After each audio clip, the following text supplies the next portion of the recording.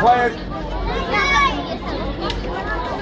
Everybody listen. Dear friends, I will start by explaining what has happened in those last few days.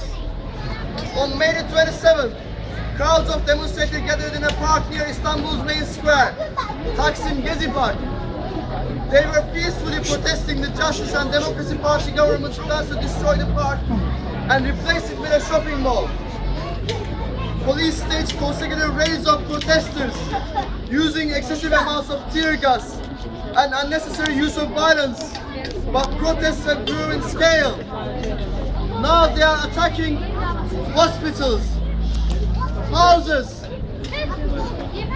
hotels where people have took refuge.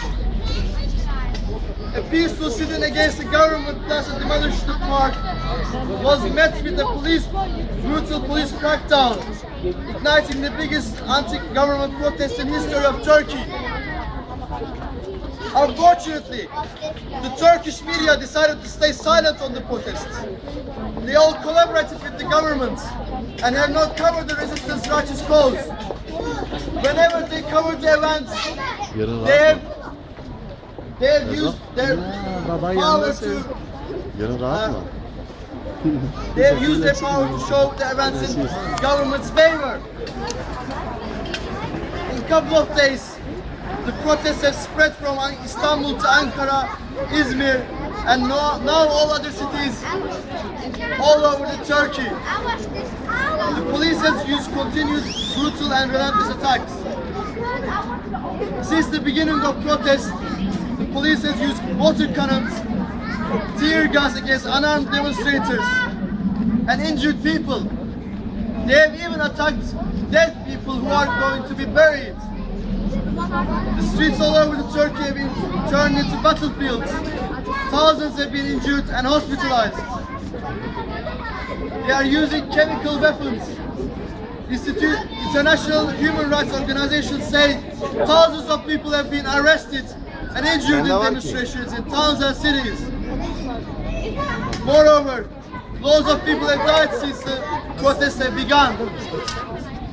Disregarding his people, Prime Minister Erdogan stated that he will go ahead with plans of converting the park to shopping mall. Erdogan has dismissed the protesters as calling them field looters. He says the protesters are undemocratic and fascists. He accused opposition parties of provoking the demonstrations. However, most of the people on the streets are ordinary people who have no connection with any political party or organization. Erdogan literally threatened protesters and claimed that there is a 50% who voted for AKP and he can literally barely keep them at home and prevent them from coming onto the streets for counter-protests. He is now organizing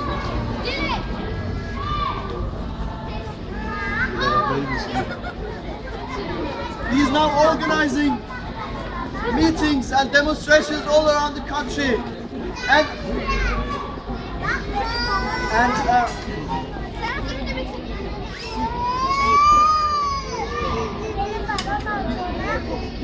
he's now Her yer direniş, her yer Taksim, her yer Direniş, her yer Taksim, her yer direniş, her yer Taksim, her yer direniş. he is now spreading his lies with the help of media and his supporters and with the tools of the state, and trying to convey public's Diktatör Erdoğan, diktatör Erdoğan, diktatör Erdoğan. diktatör Amca, Erdoğan. senin sesin iyi geliyor, buraya gel. By the way, Neyse, gel, senin sesin iyi çıkıyor. group from the Taksim area, and today, recently thousands gathered in square. There was a festive spirit in the air. There was a piano recital in the square. So when there is no police, there is peace. However, the unrelenting attacks on masses on the streets continue today. and it's the main reason why we are here today. The Turkish media remains silent throughout the protests. Therefore, without the adequate and truth media coverage, the social media is the only reliable source for disseminating information. That is why we need your help to spread what is happening in Turkey. That is why we need your help to pressure the British government to help the people in Turkey. Demonstrators expressed their fears that AKP is trying to turn Turkey into an authoritarian state. People of Turkey worry that their freedoms and their public